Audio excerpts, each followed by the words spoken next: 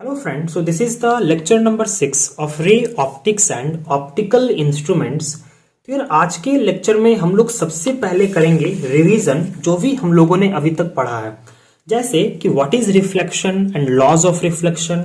फिर हमने spherical mirrors के बारे में पढ़ा, कनकेव मिरर, कन्वेक्स मिरर।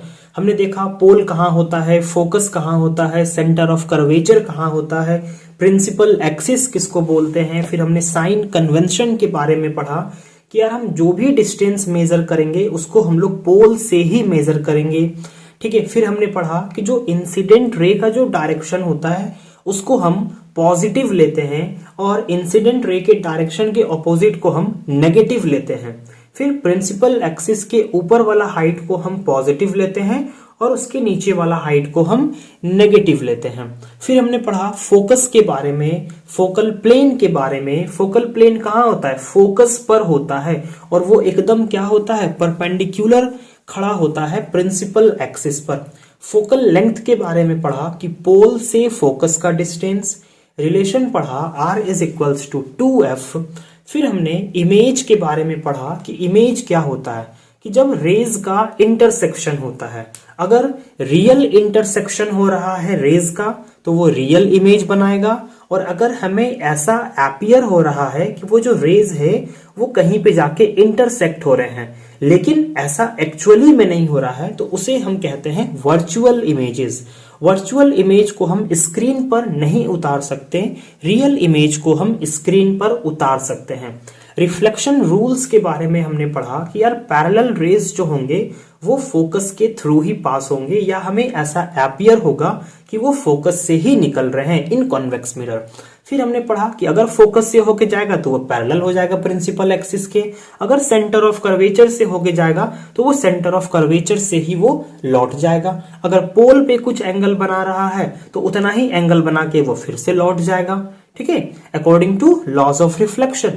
फिर हमने कनकेव मिरर में पढ़ा, जब हमने ऑब्जेक्ट को डिफरेंट डिफरेंट लोकेशंस पे रखा तो उसका इमेज का लोकेशन कहाँ कहाँ बना, इन्फिनिटी पे रखे थे तो फोकस पे बना, इसी तरीके से हमने देखा था। फिर इमेज फॉर्मेशन में हमने देखा कि यार मिनिमम हमको 2 रेस चाहिए किसी भी एक पॉइंट का इमेज बनाने के लिए। फिर हमने इमेज लोकेशन, उसका साइज हमने पढ़ा कि साइज कैसा होगा, ओरिएंटेशन कैसा होगा, उल्टा होगा कि सीधा होगा, नेचर कैसा होगा, रियल होगा कि वर्चुअल होगा इन कनकेव मिरर। फिर हमने कन्वेक्स मिरर में भी देखा, ठीक है। फिर हमने कनकेव मिरर में कुछ ऑब्जर्वेशन किया कि हम जैसे जैसे कनकेव मिरर के आगे बढ़ रहे हैं उसका जो इमेज है वो धीरे धीरे क्या हो रहा है, मिरर से पीछे की ओर बनते जा रहा है, और उसे हम कहते हैं मेकअप मैन्स मिरर। क्योंकि जब पोल और फोकस के बीच में जब हमारा ऑब्जेक्ट होता है तो कनकेव मिरर में जो इमेज बनता है यार वो तुम्हारा एक वर्चुअल इमेज बनता है, ठीक है। फिर हमने इमेज फॉर्मेशन इन कॉन्वेक्स मिरर में देखा कि जो भी इमेज बनता है वो वर्चुअल और मैग्नीफाइड बनता है। फिर it is back view mirror, क्यों, क्योंकि यार कन्वेक्स मिरर के पीछे का जो भी चीज होता है ना वो सारा का सारा चीज क्या होता है उस कन्वेक्स मिरर में हमें दिखता है, ठीक है। फिर हमने मिरर फॉर्मूला के बारे में पढ़ा, that is 1/v + 1/u is equals to 1/f। Magnification के बारे में पढ़ा, it is the ratio of the height of image to the height of object, and there is relation between magnification and object distance and image distance, that m is equals to -v/u। और अगर magnification हमें positive दिया हुआ है इसका मतलब क्या, कि जो इमेज है वो इरेक्ट है। अगर मैग्निफिकेशन हमें नेगेटिव दिया हुआ है इसका मतलब क्या, जो इमेज है वो रियल है, ठीक है। फिर लेक्चर नंबर 4 में हम लोगों ने क्या क्या देखा था यार, लेक्चर नंबर 4 में तो हम लोगों ने एग्जाम्पल्स को देखा था जो एनसीईआरटी बुक में था, एग्जाम्पल 9.1 से लेकर 9.4 तक। फिर लेक्चर नंबर 5 में हम लोगों ने पढ़ा रिफ्रैक्शन के बारे में, फिर लॉज ऑफ रिफ्रैक्शन के बारे में पढ़ा। वहां पे स्नेल्स लॉ छूट गया था, ठीक है, कि स्नेल्स लॉ क्या होता है। तो ये जो हमारा जो रिलेशन आया था ना, sin I/sin r is equals to constant, इसी रिलेशन को हम बोलते हैं स्नेल्स लॉ, ठीक है। That sin I/sin r is the refractive index of medium 2 with respect to 1। जो रिलेशन था हमारा उसी रिलेशन को हम बोलते हैं स्नेल्स लॉ। फिर रिफ्रैक्टिव इंडेक्स के बारे में पढ़ा कि refractive index of one medium with respect to another medium को हम दोनों के रिफ्रैक्टिव इंडेक्स से अगर रेशियो ले ले तो निकल सकता है। अगर किसी एक मीडियम से दूसरे मीडियम में लाइट जा रहा है और एक मीडियम में वेलोसिटी v1 है और दूसरे में v2 है, then v1 upon v2 is the refractive index. और अगर इस तरीके से है then sin i upon sin r is the refractive index. फिर हमने पढ़ा optically denser medium, optically rarer medium, और फिर हमने ये भी देखा कि अगर refractive index of 2 with respect to 1 अगर हमें पता है, अगर 1 refractive index of 1 with respect to 2 पता है तो हम ऑफ 2 विथ रिस्पेक्ट टू 1 का निकाल सकते हैं, because there is reciprocal relation. फिर हमने ये भी रिलेशन देखा कि refractive index of 3 with respect to 2 क्या होगा, n31 मल्टीप्लाई विथ n12। फिर हमने ये भी रिलेशन देखा था।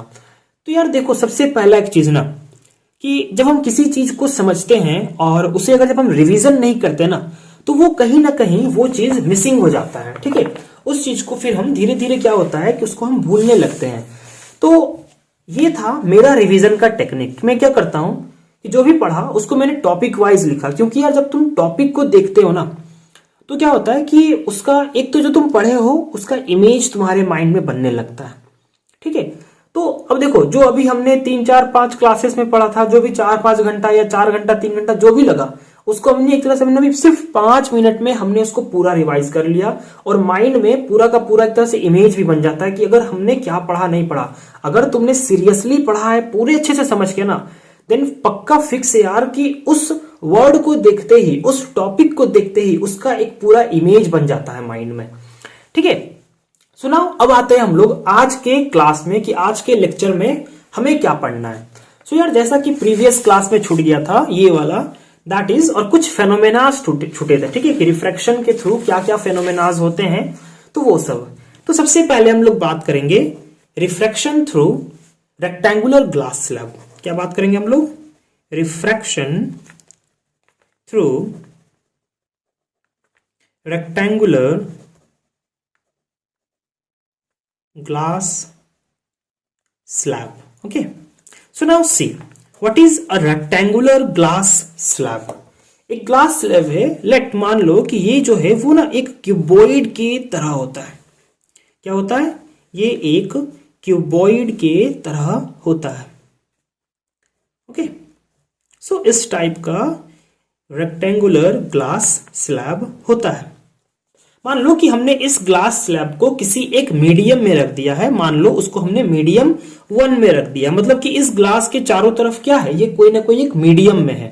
उस मीडियम को हमने मान लिया मीडियम 1, या बोल दो यार वो मीडियम 1 जो है वो एयर है, और इस ग्लास का जो मीडियम है that is medium 2, that is of glass. Okay, so now सी यार, यहां पे हम लोग जो रिफ्रैक्शन के बारे में पढ़ने वाले हैं वो क्या है कि अगर जैसे कि अगर मान लो कि जो लाइट रे है वो अगर इस सरफेस पर इंसिडेंट है, इस तरीके से इस सरफेस पे इंसिडेंट है, तो जो लाइट रे निकलेगा ना वो इसके सामने वाले सरफेस से ही निकलेगा। मतलब कि अगर हम ऊपर से कोई एक रे इंसिडेंट गिरा रहे हैं सरफेस पर, तो वो जो रे है वो नीचे से ही निकलना चाहिए। मतलब जिस सरफेस पे हम दे रहे हैं वो लाइट रे उसी सरफेस के सामने वाले सरफेस से निकलना चाहिए। अगर हम सामने से लाइट रे दे रहे हैं तो पीछे से ही निकलना चाहिए। यहां पे हम लोग इस तरह का रिफ्रैक्शन के बारे में देखने वाले हैं। तो क्या होगा कि अगर मैंने लाइट रे ऐसे दिया है और अगर वो मेरा इस सरफेस के थ्रू निकलेगा, तो जरा ध्यान से देखो कि जो रिफ्रैक्शन हो रहा है ना वो 2 जगह पे हो रहा है। एक तो इस पॉइंट पे होगा जब वो इस मीडियम 1 से मीडियम 2 में एंटर करेगा, और जब वो मीडियम 2 में एंटर करेगा ही तो फिर कहां पे रिफ्लेक्शन हो रहा है, यहां पे, कि जब वो मीडियम 2 से मीडियम 1 मतलब ग्लास से एयर में जब वो अगेन निकलेगा तो फिर से इसी जगह पे क्या होगा, रिफ्रैक्शन होगा। मतलब कि 2 जगह पे रेक्टेंगुलर ग्लास स्लैब में क्या होता है, रिफ्रैक्शन टेक्स प्लेस होता है। सो now C, let this is the rectangular glass slab. Okay, this is the rectangular glass slab, मतलब सामने से उसको हम लोग देख रहे हैं। Let this is the incident ray. Okay, तो जो नॉर्मल बनेगा वो कैसा बनेगा, ऐसा। एंड ये क्या है, ये हो गया direction of the incident ray. तो अब जो ग्लास का जो रिफ्रैक्टिव इंडेक्स होता है वो क्या होता है, ग्रेटर देन एयर होता है। तो जो डायरेक्शन है इस लाइट रे का वो किधर बेंड करेगा, नॉर्मल की तरफ वो बेंड कर जाएगा।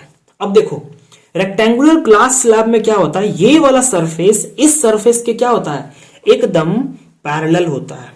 तो जब मीडियम वन से मतलब कि एयर से ग्लास में एंटर किया तो एयर में डायरेक्शन क्या था, ये था, और एकदम ये जो दोनों सरफेस क्या एकदम पैरेलल है।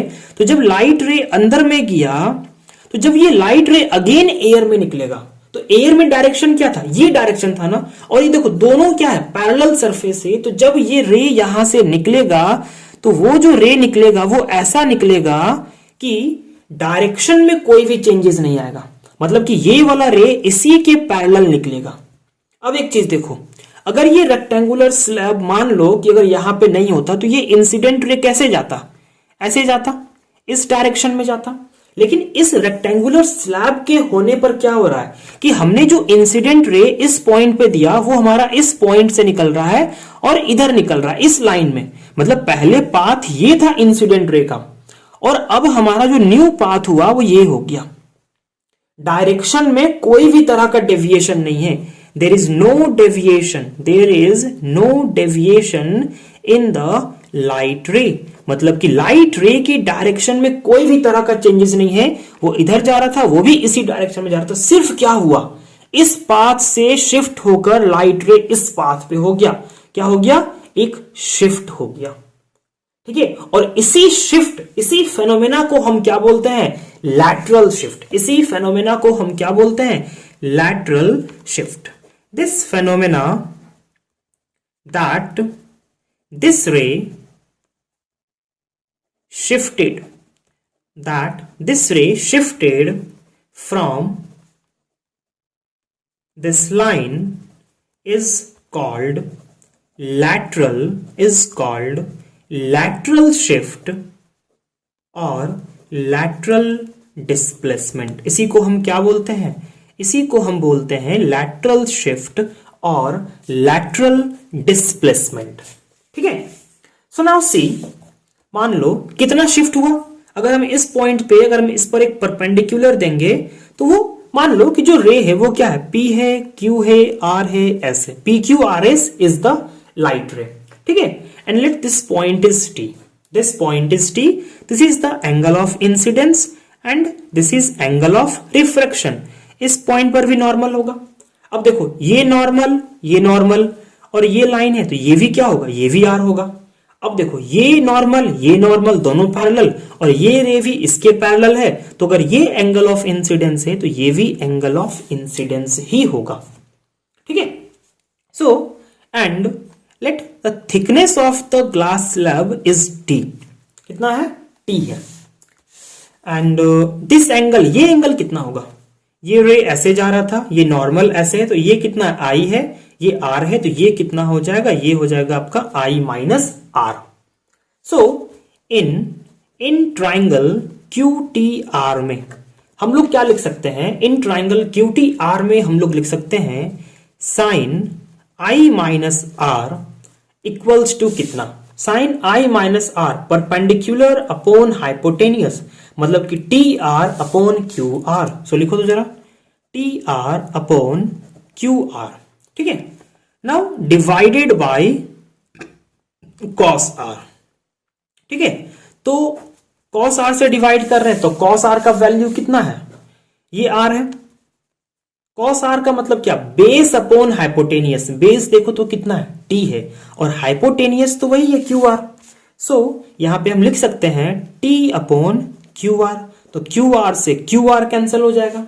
So we can write TR क्या है हमारा, what is TR, is the lateral displacement, is the lateral shift, कि यार अपने रियल पाथ से वो कितना शिफ्ट हुआ, ठीक है। तो TR को हम लिख सकते हैं T into sine I minus R upon cos R। So this is the formula of lateral shift. अब एक चीज देखो क्या बोल रहा है कि जो लैटरल शिफ्ट है TR जो है वो किसके प्रोपोर्शनल है, T के, वो T के प्रोपोर्शनल है। क्योंकि यार ये जो ये जो कितना शिफ्ट होगा वो इसके प्रोपोर्शनल है, क्योंकि देखो जब तुम इस मीडियम को बड़ा करोगे, मतलब इस ग्लास स्लैब को तुम और खींचोगे, तो अब ये रे कैसा जाएगा, ऐसा जाएगा। अब ये यहां पे जाके ऐसे पैरेलल जाएगा। तो देखो तो अब जो लैटरल शिफ्ट हो रहा है वो इतना हो रहा है, पहले इतना ही हो रहा था, अब इतना हो रहा है। अगर तुम इसको और खींचोगे, ग्लास स्लैब को और बड़ा कर दिए, तो ये तो और सीधा जाएगा, अब ये ऐसा जाएगा। तो अब देखो शिफ्ट ऐसे होगा, तो पहले इतना फिर इतना फिर इतना। इट मीन्स व्हाट, कि जो लैटरल शिफ्ट है वो तुम्हारा किसके डायरेक्टली प्रोपोर्शनल है, it is directly proportional to the thickness. Okay, it is directly proportional to thickness. Now अब हम लोग एक फेनोमेना और देखेंगे, और जो कि तुमने नॉर्मली ना यार ऑब्जर्व किया होगा। जैसे कि तुमने कभी कभार देखा होगा कि अगर कोई भी कंटेनर पे, अगर किसी कंटेनर पे कोई एक ऑब्जेक्ट रखा हुआ है और वो कंटेनर क्या है, पानी से भरा हुआ है, ठीक है, पानी से वो कंटेनर भरा हुआ है, तो तुम्हें दिखता होगा, ठीक है, तुमने भी देखा भी होगा कि वो जो ऑब्जेक्ट, मान लो कुछ सिक्का है या कुछ ऑब्जेक्ट सामान है बर्तन में या कहीं भी, तो वो तुम्हें ना ऊपर दिखता है थोड़ा, जबकि एक्चुअली में तुमको जितना वो हाइट दिखता है वो होता नहीं है। लेकिन तुमको क्या दिखता है कि जो सिक्का या कोई भी ऑब्जेक्ट तुमने अगर बर्तन में रखा है तो वो तुम्हें ऊपर दिखता है, जबकि वो ऊपर एक्चुअली में होता नहीं है। ऐसा क्यों होता है? अब देखो ये जो पॉइंट है इससे क्या हो रहा है, रेज निकल रहा है। मान लो कि एक रे एकदम नॉर्मल निकल रहा है, जो एक रे है, लेट मी, ठीक है, जैसे कि यहां पे तुम इमेज देख पा रहे हो, ठीक है, लाइक दिस। तो क्या होगा कि एक रे मान लो कि वो नॉर्मल निकला सरफेस के, तो क्या होगा, वो नॉर्मल ही चला जाएगा, क्योंकि नॉर्मल रे में क्या होता है, कोई भी तरह का डायरेक्शन चेंज नहीं होता। एक मान लो एक रे ऐसे गया, अब ये है वाटर, ये है एयर, तो एयर क्या होता है, रिफ्रैक्टिव इंडेक्स ऑफ एयर क्या होता है, लेस देन वाटर होता है। इट मीन्स व्हाट, कि जो नॉर्मल होगा इस इंटरफेस पे, तो ये जो इंसिडेंट रे है और जो रिफ्रैक्टेड रे होगा वो अवे फ्रॉम नॉर्मल होगा, ठीक है, टुवर्ड्स इसके नहीं होगा, अवे फ्रॉम नॉर्मल है। और अगर यहां पे हमारा आंख है, लेट सपोज यहां पे हमारा आंख है, तो हमें क्या लगेगा कि ये जो रे है वो कहां से आ रहा है, वो इस पॉइंट से आ रहा है। देखो तब ये रे और ये रे इस पॉइंट पे इंटरसेक्ट कर रहा है। इस कारण क्या होता है कि ये जो ऑब्जेक्ट एकदम यहां पे है वो हमें क्या अपीयर होता है कि वो यहां पर है, और ये जो नीचे वाला जो भी जितना कुछ पोर्शन है, जो भी उसका नीचे का जो भी है, वो हमें इतना ऊपर उठा हुआ दिखता है, ठीक है, वो हमें ऊपर उठा हुआ दिखता है। तो यार अब रेज ऐसे आ रहा है आंखों पे, तो हमें क्या लग रहा है कि वो जो ऑब्जेक्ट है वो इस जगह पे है। मान लो this is the object, this is the image, and let this point is C. Okay, इस पॉइंट को हमने मान लिया C और इस पॉइंट को हमने मान लिया D। सो ये क्या हो गया, this is the angle of incidence because incident ray with normal, and this is the angle of refraction. अब ये नॉर्मल है, ये भी नॉर्मल है, तो ये भी क्या हो गया, angle of incidence, alternate opposite angles. और ये भी नॉर्मल है, ये भी नॉर्मल है, और यहां पे R है भैया मेरे, तो यहां पे भी क्या होगा, यहां पे भी R होगा। सो now see what is the actual depth.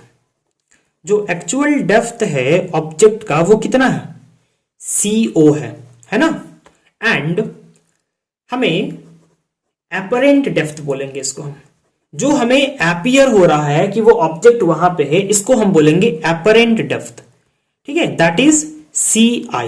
हमें ऐसा एपियर हो रहा है कि वो CI डिस्टेंस पर है, ठीक है। तो नाउ अब देखो जो रे है, let this is medium 2 and this is medium 1। जो रे है वो मीडियम 2 से मीडियम 1 जा रहा है, तो इस रे को मोड़ने का काम कौन कर रहा है, मीडियम 1 कर रहा है। So refractive index of 1 with respect to 2 क्या हो जाएगा, एंगल ऑफ इंसिडेंस I है और ये, so sine I upon sine R। और साइन I कितना होगा, देखो तो साइन I, ये भी I है ना, तो साइन I क्या, परपेंडिकुलर अपॉन क्या, hypotenuse, means CD upon DO, CD upon DO divided by sine R, divided by sine R। अब ये R है, तो इस ट्राइंगल में देखो परपेंडिकुलर अपॉन हाइपोटेनियस, मतलब कि CD अपॉन DI, कट गया भाई मेरे, कट गया। तो मेरा जो refractive index of 1 with respect to 2 आया, कितना आ गया, DO अपॉन डी आया। मैंने क्या बोला था, ये 1 जो है वो एयर है और 2 जो है वो वाटर है। तो यहां पे क्या है, refractive index of air with respect to water. तो यार एयर का refractive index with respect to water, लेकिन नॉर्मली हम लोग क्या करते हैं, किसी एक मीडियम का ही एयर के रिस्पेक्ट में निकालते हैं। तो अगर हम refractive index of 2 with respect to 1 निकालेंगे तो ये क्या होगा, इसकी रेसिप्रोकल होगा। तो हम लिख सकते हैं DI अपॉन DO, ठीक है, मतलब कि DI अपॉन DO। अब ना समझना यहां पे जो बात समझने वाला है, अगर मान लो अगर ये जो D पॉइंट है अगर वो यहां पे होता तब भी DI अपॉन DO होता, रिफ्रैक्टिव इंडेक्स होता। अगर ये D पॉइंट यहां पे होता तब भी DI अपॉन DO होता।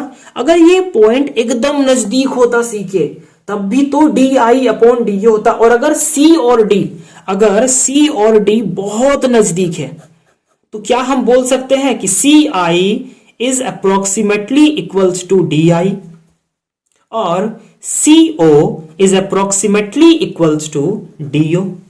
बोल सकते हैं, एकदम बोल सकते हैं, ठीक है, क्योंकि C और D क्या हो गया, बहुत नजदीक हो गया।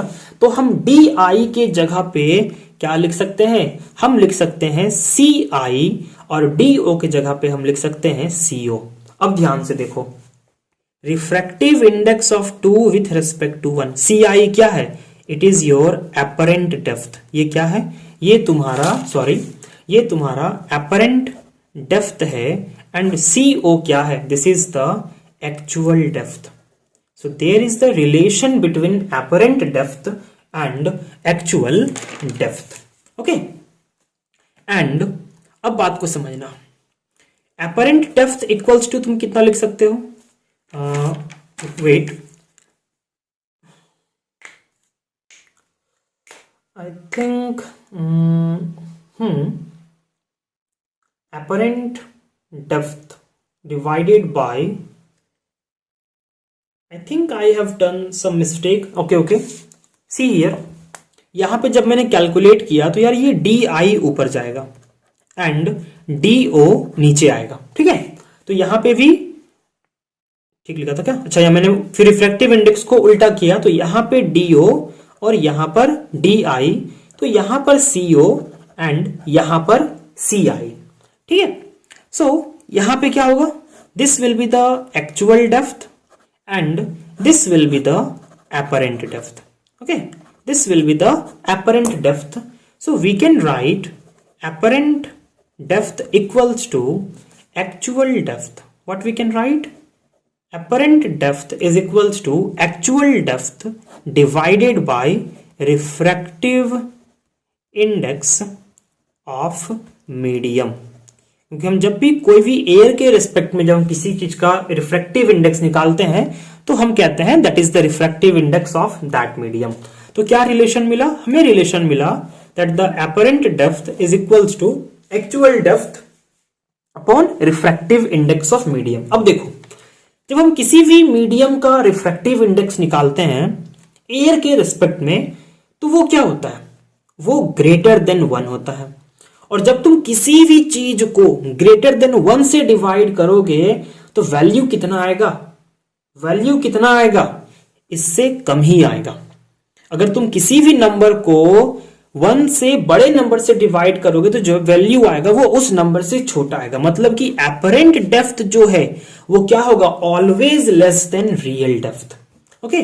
सो आई कैन राइट और you can also write and we can also write that apparent depth always less than real और actual depth, okay, is your always less than। now see, अब एक बात को समझो, हमें क्या दिखा कि वो जो ऑब्जेक्ट था वो उसका इमेज यहां बना, मतलब हमें वो जो ऑब्जेक्ट था वो हमें यहां दिखाई दिया रे भैया, दिखाई दिया, ये ऑब्जेक्ट हमें यहां दिखाई दिया। तो यहां से यहां तक वो कितना उठा, तो मतलब ये वाला डिस्टेंस कितना है। तो अगर हम इस पूरे में से अगर इसको माइनस कर दे तो हमें ये मिल जाएगा, मतलब कि CO में से अगर हम CI माइनस कर दे तो वी कैन राइट, क्या लिख सकते हैं हम लोग, rise of image, rise of image, मतलब कि इमेज जो है वो कितना उठा, ठीक है, एक्चुअल से कितना उठा। तो हम क्या लिखेंगे, CO माइनस CI, और CO क्या है, दिस इज द ऑब्जेक्ट, और जो CI आया था, एपरेंट डेप्थ जो आया था, वो क्या आया था, actual depth divided by refractive index of medium 2, ठीक है, because it is with respect to 1 already है, विथ रेस्पेक्ट टू एयर ये ऑलरेडी है। So we can take common and we can write 1 minus 1 upon N2। So this is the rise of image, कि वो इतना उठा। Okay, so now see this numerical की क्या कह रहा है कि एक cuboidal container filled with liquid, ठीक है, कि यार एक क्यूबॉइडल कंटेनर है जो लिक्विड से फिल्ड है, कोई भी एक लिक्विड हो सकता है, and having height of the liquid field is 4 centimetre, और जो हाइट तक भरा हुआ है वो 4 सेंटीमीटर हाइट तक भरा हुआ है, placed on an ink dot, एक इंक डॉट के ऊपर उस कंटेनर को रख दिया गया है, ठीक है। So find out the rise in the image of ink dot.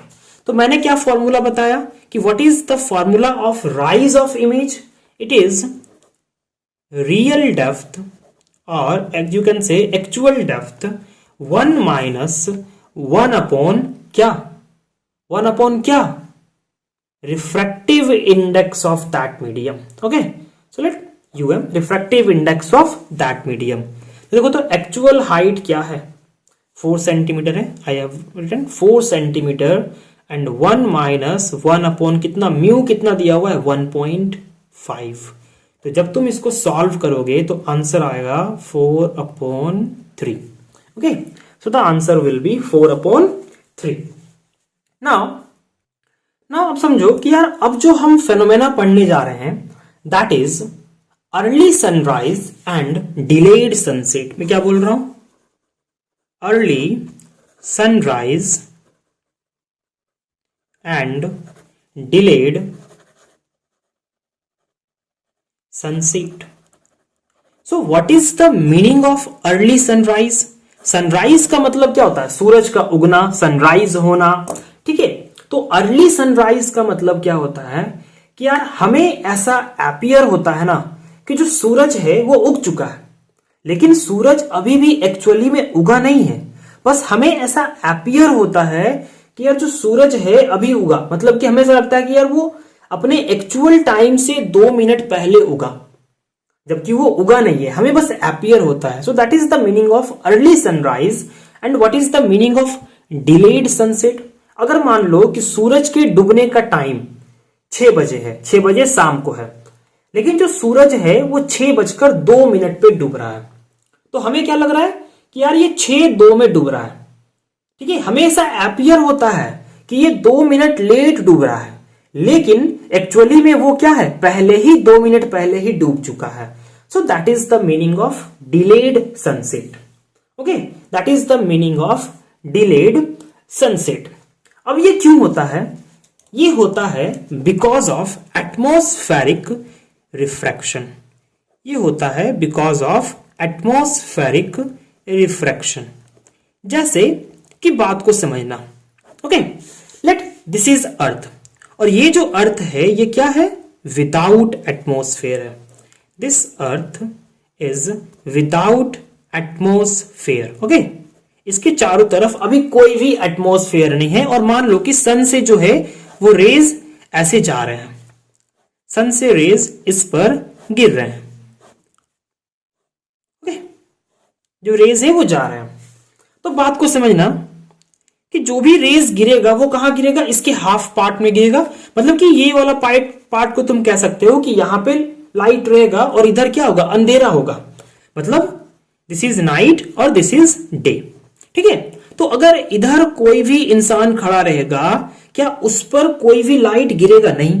तो क्या उसे सूरज दिखाई देगा? नहीं, क्योंकि इस पर तो कोई भी लाइट नहीं आ रहा, जो भी लाइट आ रहा है वो यहीं पे चल जा रहा है, या फिर यहां से सीधा पास हो जा रहा है। इस यहां पे इस पॉइंट पे कोई भी लाइट नहीं गिर रहा है। तो यहां पे अगर कोई भी इंसान है तो उसे सूरज तो नहीं दिखाई देने वाला है, ठीक है। विदाउट एटमॉस्फेयर का बात कर रहा हूं मैं। अब मान लो मैं बात करता हूं with atmosphere. Let this is the earth, okay, and this is atmosphere. ये क्या है? ये अर्थ का एटमॉस्फेयर है। क्या बोल रहा हूं मैं? With atmosphere. अब देखो, जो एटमॉस्फेयर भी होता है ना, तो बात को समझना कि जो एटमॉस्फेयर है और जो सन रेज कहां से आ रहा है? स्पेस से आ रहा है, फ्री स्पेस से आ रहा है। एटमॉस्फेयर का जो रिफ्रैक्टिव इंडेक्स होता है वो ज्यादा होता है फ्री स्पेस से। As you can see here कि the refractive index of air with respect to vacuum is what? 1.00029। कि जो रिफ्रैक्टिव इंडेक्स है एयर का और एटमॉस्फेयर का वो क्या है? वैक्यूम से फ्री स्पेस से क्या है? ज्यादा है। मतलब कि अगर कोई लाइट रे फ्री स्पेस से एटमॉस्फेयर पे एंटर करेगा तो क्या होगा? उस समय रिफ्रैक्शन होगा। अब देखो, जो एटमॉस्फेयर भी होता है ना, उसमें भी क्या होता है कि यार जो ग्राउंड के नीचे वाला जो एटमॉस्फेयर है, मतलब ये सब पोर्शन, ठीक है, ये ज्यादा डेंसर होता है, ये ज्यादा डेंस होता है। धीरे धीरे क्या होता है? वो डेंस मीडियम मतलब ग्रेजुअली डिक्रीज होता है, ठीक है, धीरे धीरे। अगर मान लो यहाँ पे रेयरर है, यहाँ हल्का रेयरर मीडियम है, तो धीरे धीरे क्या होगा? जो डेंसर मीडियम वो होगा, ग्रेजुअली वो इंक्रीज करता है। तो मान लो इसको मैं एक लेयर से ऐसा मान लेता हूं, ठीक है, कि एक तरह से मान ले रहा हूं, इसको मतलब मान के चल रहा हूं मैं कि जो यार ये है एक लेयर के जैसा है एटमॉस्फेयर, ओके। सो नाउ सी कि अब जो लाइट रेज पड़ रहा है, ठीक है, अर्थ तक जा रहा है light rays, and let suppose कि ऐसे कोई लाइट रेज जा रहा था। अब वो जा रहा था, एटमॉस्फेयर में एंटर किया, दिस इज द नॉर्मल। अब एटमॉस्फेयर में एंटर किया एंड एटमॉस्फेयर क्या है? डेंसर मीडियम है देन फ्री स्पेस। तो ये जो होगा वो क्या करेगा? हल्का बेंड कर जाएगा, ठीक है।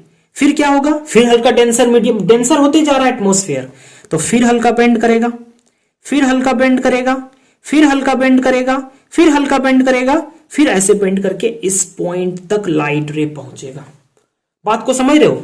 जब एटमॉस्फेयर नहीं था तब इधर कहीं भी पॉइंट पे लाइट रे नहीं पहुंच रहा था, लेकिन अब एटमॉस्फेयर आने के कारण क्या हो रहा है कि यार जो लाइट रे ऐसे जा रहा था, अर्थ के ऊपर से जा रहा था, अब वो बेंड होकर अर्थ के इधर वाले पोर्शन पे भी वो गिर रहा है।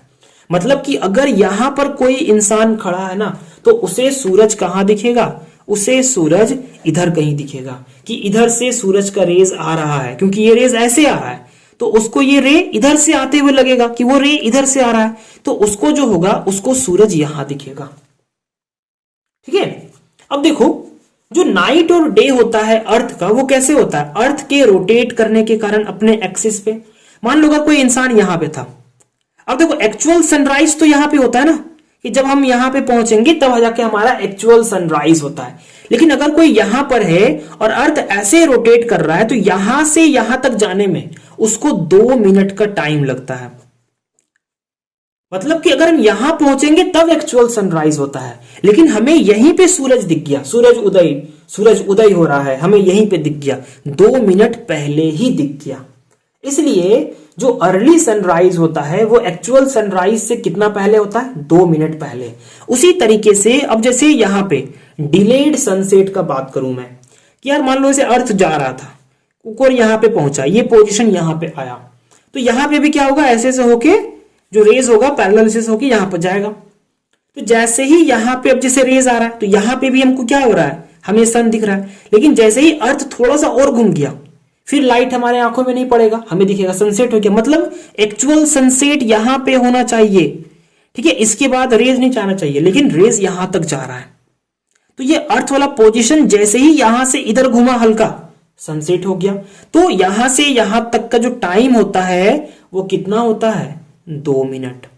इसीलिए अर्ली सनराइज भी होता है वो एक्चुअल सनराइज से 2 मिनट पहले होता है, और जो डिलेड सनसेट होता है ना, वो भी 2 मिनट बाद होता है, ठीक है, 2 मिनट बाद होता है। हमें ऐसा लगता है कि यार अभी मतलब अगर 6 बजे टाइमिंग है, तो वो 6:02 पे सनसेट हो रहा है। मतलब कि हमेशा एपियर होता है कि सन अभी सनसेट हो रहा है, जबकि वो पहले ही सनसेट हो चुका है। सो ये कुछ फेनोमेनास थे, ठीक है, जो कि हम लोगों ने अभी पढ़ा, जैसे कि रेक्टेंगुलर स्लैब के थ्रू। फिर हमने क्या पढ़ा? फिर हमने ये वाला पढ़ा कि अगर किसी भी ग्लास में या नदी में जो हमें दिखता है या कहीं भी दिखता है, अगर कुछ मीडियम रहता है तो वो हमें हल्का ऊपर दिखता है। ठीक है, तो हमने क्या देखा, रेक्टेंगुलर स्लैब में हमने ये फॉर्मूला देखा, the formula of lateral displacement and it is directly proportional to the thickness. फिर यहां पे हमने देखा राइज ऑफ इमेज का formula, this and apparent depth is the actual depth upon refractive index of medium. Okay, फिर हमने पढ़ा एक न्यूमेरिकल देखा, इजी सा न्यूमेरिकल। फिर हमने early sunrise and delayed sunset के बारे में जाना कि यार आखिर ऐसा क्यों होता है। ठीक है, सो 2 मिनट का टाइम गैप होता है and the refractive index of atmosphere is more than vacuum और फेज स्पेस। सो यार एक चीज समझना, जो मैंने स्टार्टिंग में ही बोला कि यार रिवीजन मस्ट है। ठीक है, सो रिवीजन डेली करो, और ऐसा नहीं कि हर दिन उसको पढ़ते रहो यार, टॉपिक वाइज बस टॉपिक की तरह से देखो और कभी कभी सप्ते में एक फुल रिवीजन किया करो। ठीक है, so this will B so much helpful. So thank you so much, आज के लिए इतना ही, और हम लोग मिलेंगे नेक्स्ट क्लास में। ठीक है, सो अगर वीडियो अच्छा लगे तो यार अपने फ्रेंड्स के बीच में शेयर करो and please support me and thank you so much. So मिलते हैं नेक्स्ट क्लास में।